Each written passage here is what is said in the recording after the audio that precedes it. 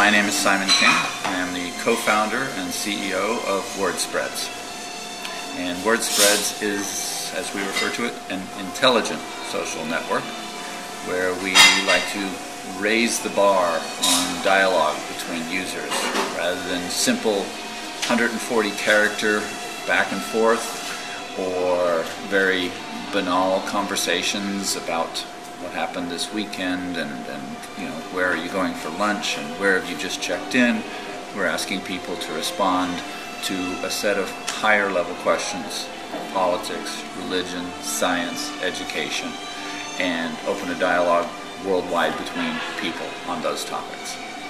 So we have several categories of questions, and they range from politics and education to fun stuff to sports, and we've just allowed people recently to have user-created questions, which is turning out to be rather interesting. And the whole theme, if you will, behind Wordspreadz is we're trying to create a higher level of dialogue. So rather than saying you have a maximum of 140 characters or you have a maximum of 10 words, we set minimums of 200 characters, I think it is, 200, 250, I can't remember right now, where we want people to think a little bit deeper and give us, you know, we pose questions that are not, well, we pose questions that are open-ended. So we want people to, you don't have to write an essay, but think about it. Give us 2 or 3 or 4 sentences as to why this is important to you. For instance, there's a question, what amendment should be added to the U.S. Constitution and why? Well, that's not something that you think about every day, but probably each of us has an opinion about that. You know, what is important? Whether it be gay marriage, whether it be something to do with gun control, whatever. There's, you know, or stem cell research. You know, right there's 3 things that people should be able to talk to at length if they wanted to. At the same time, we have some silly questions, or not so silly, you know.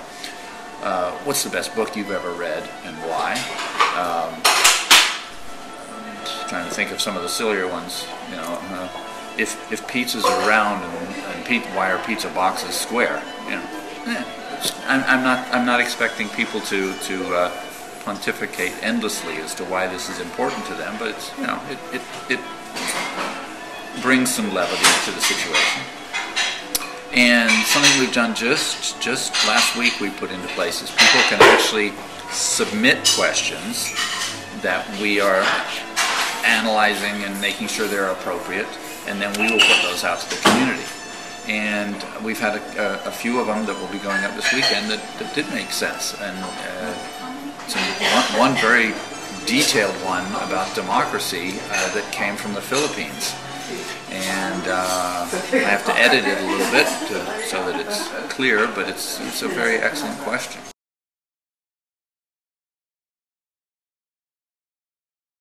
As far as hurdles, there's plenty. I've been involved in a number of startups, and I've been involved with some very big corporations in the past, both in technology companies and in consumer product companies. And it's really interesting to me to see that in both of those vertical environments, you often encounter the same sorts of problems. Number one, getting your name out there, and not just getting your name out there the first time, but keeping it out there, pounding it and pounding it and pounding it. That is definitely a hurdle, and I think it's a bigger hurdle for a startup for budget reasons.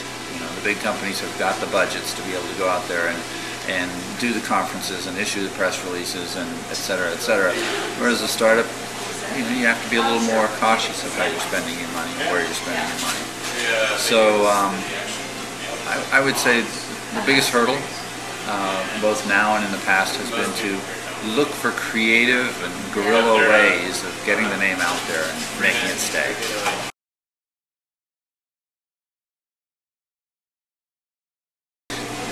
I'm a pretty big thinker, And I suppose what trips me up sometimes is my own vision, if you will. I like to think that everything is possible. And the solution is not money. The solution is creativity. And sometimes my own creativity gets in front of me. and I think, well, why can't we do this? And why can't we do this? And why can't we do this? And luckily, I have a brilliant technology officer, Andy Neville, who is the person that sort of reels me in and says, well, that's a great idea, and we'll get there, but let's try and make these steps first. And you know, once the two of us sit down, we generally come up with an answer to these hurdles that makes sense for the company and for me personally.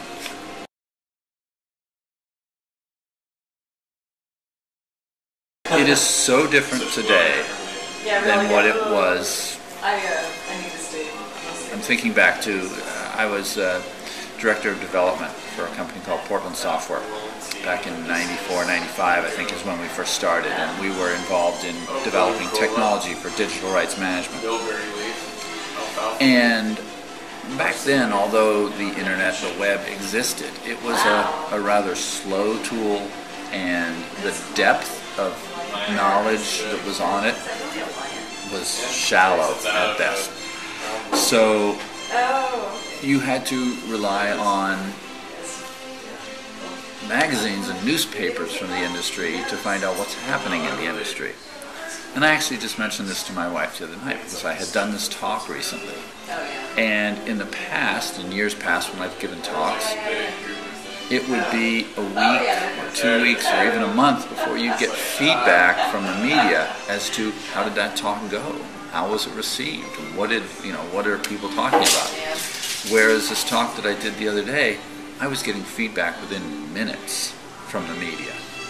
And that's an incredibly valuable resource because it allows you to fine-tune your message, fine-tune who you are, fine-tune who the company is and what your direction is. You know, the buzzword of the moment is pivot, of course, and it allows you to make these little micro pivots of, okay, we've got our general direction, great, but we need to just adjust it 2 degrees to the right, 3 degrees to the left. So the resources that are available to startups, to young entrepreneurs today, you know, I don't want to sound like, oh, I'm such an old man, but the resources that are out there, use them all. There's so much, you know, whether it be some blog that somebody's writing. There's a kid that writes a blog from either New Zealand or Australia, and I think he's 17. I can't think of the name of it right now, but the kid is so well informed, and he's got such great ideas. And we would never have seen that 7 or 8 years ago. So don't give up researching. Go out there and look for it all. It's all out there. We, when I talk about our customers being important to our users, customers I don't really like that term, our users being important to us and their feedback and helping us to slightly pivot and direct the company. I want to bring up what we did recently.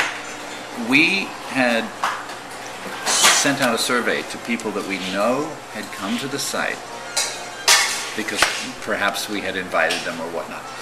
And for whatever reason, they did not sign up to become a user, which we don't require. I should state that. The site is absolutely open. You can go in there, you can visit, you can do everything you want as a non-user. But I was interested to find out why these people did not sign up. You know, what are we doing wrong? What about our process doesn't make sense? And I guess the upside of that was we weren't doing anything wrong. It was simply a matter of people didn't have time. They needed, you know, everyone's day is very busy. And so even to ask them to take a couple minutes to sign up and answer a couple of questions, they all said they would be back later. And I would say that close to 75% of the people that said they'd be back later did come back later. So it's just a matter of hitting people at the right time, but also making sure that you're not demanding too much of them. And I think sometimes I've seen I did a survey the other day, an online survey, and I thought it would never end.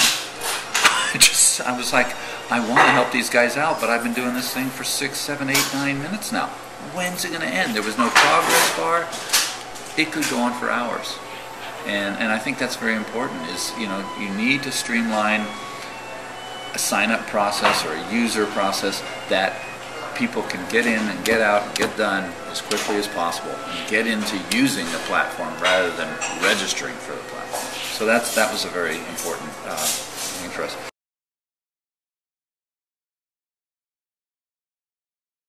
Ooh, an abyss sounds horrible. We are driving towards trying to get 1 million users by the end of this year.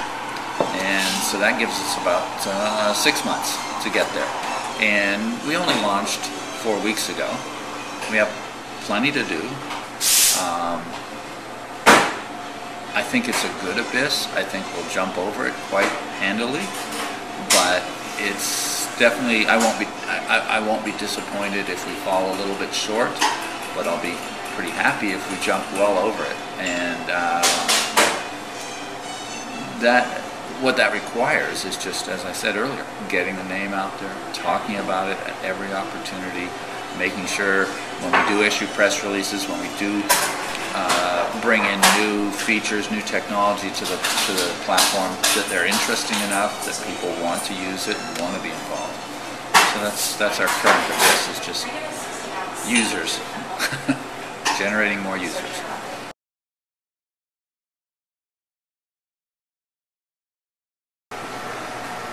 As far as what inspires me to keep going, I will try not to get sentimental here, but I lost both my parents in this past year and a half, and they were pretty remarkable people. My dad would have been 92 yesterday, and my mom was about 87 when she passed away. These were people that, you know, went through the bombing of London and never really had a lot of money. My dad was a tool and die maker, a machinist, but up to the age of 90, if you said, "Hey Dad, my roof's leaking," he'd be the first one on the roof to fix it. And no matter what I ever needed, in the way of emotional support along the way, they were there. So in my mind, I'm building Wordspreadz for them. So there was a legacy, if you will. From a non-emotional standpoint, I know we've got a great idea. And I'm frustrated by what I do see on social networks, and the fact that somebody that someone that I've looked up to, Steve Wozniak, is now tweeting and checking in his every meal. And I just think, what a waste. What is that all about? You know, the other day he said he was having pancakes at IHOP. I don't care. I'd rather know what is he doing, because he's very focused on driving education forward.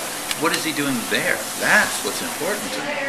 So with Wordspreadz, I'm really hoping that we can open up this internet and open up this conversation and ask people to talk about something serious. You know, you can have fun talking about something serious, but at least let's talk about the important subjects. What's happening in the Arab Spring? What's happening in the Arab Spring, sorry I got loud there, is so important to this world. And yet, I talk to high school students, they don't know much about it. Why is that? I'm wondering how many people remember what happened in Haiti over a year and a half ago. Probably not everyone that you meet on the street, and that's sad. So I'm hoping that Wordspreadz will bring that out.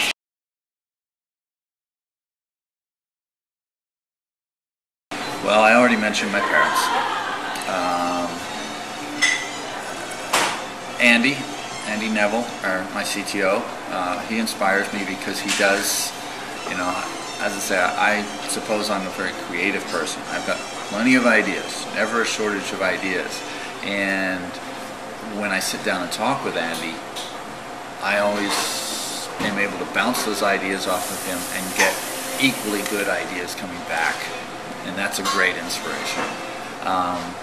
Bigger picture, Sir Richard Branson. He's a self-made man who, his motto of "screw it, let's do it," I think is absolutely appropriate. We did not wait to build 100% product before we put it out there. We built a minimally viable product, maybe 70% of what I wanted, and launched it. And let the people tell us, well, that's cool, and you should do this, and you should do that. So the people that we work with, the people, our users, inspire me, because they're helping us learn what it is that they want. Boy, all sorts of mathematicians inspired me, but that's another story.